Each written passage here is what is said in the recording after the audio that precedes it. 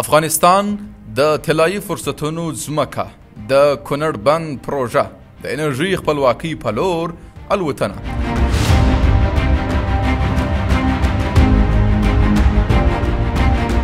افغانستان د غرنۍ او ټینګه ځمکه نن د پراختیا خپلواکۍ د نوي فصل په درشل کې ولاړ دی. د اروج علمي تحقیقي اداره د دقیق او علمي پوهاوي په موخه تاسو سره ملګرې ده ترڅو ښه وګورئ چې څنګه ملي پروژې د افغانستان څیره بدلوي. د دې مهمو پروژو له ډلې څخه یوه هم د اوبو د سرچینو د مدیریت او د دوامداره انرژي د تولید لپاره سترې هڅې دي، کوم چې د یو روښانه راتلونکي زیری ورکوي. د کونړ بند پروژه د افغانستان د انرژي خپلواکۍ په لور یو ستر ګام د نوو تګلارو په رڼا کې او د طالبانو په همت په افغانستان کې د زیربناو سترې پروژې پیل شوي دي. د دې جملې څخه د کونړ پر سیند د کونړ بند پروژه ده چې د 100 میګاواټه دوامداره برېښنا تولید په موخه تر کار لاندې ده.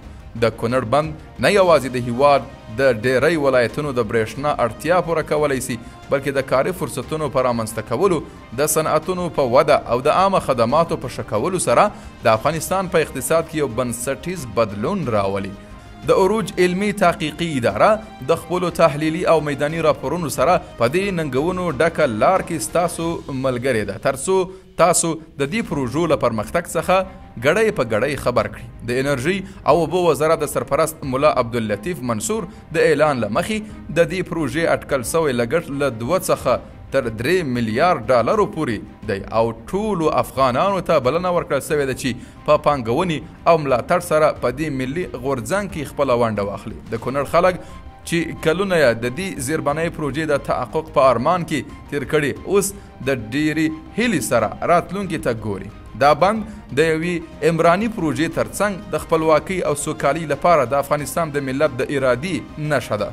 د اروج علمي تحقیقي ادارې سره د افغانستان د روښانه راتلونکي سره ملګري شئ. د کونړ بند پروژه د یو ډاډمن راتلونکي په لور د یوه پله په څیر ده، یو راتلونکی چې په هغه کې به افغانستان په سیمه کې د انرژي صادروونکي هیواد سي او خلک به د دوامداره پراختیا له نعمت څخه برخمن سي. د دې پروژې بریالۍ پلي کول ملي یووالی، صبر او د ټولو خلکو ملاتړ ته اړتیا لري او د اروج علمي تحقیقي ادارې ژمنه ده چې د افغانستان د خلکو ترڅنګ به د دې پرمختګ لاره په پوهاوي او هیله تعقیب کړي.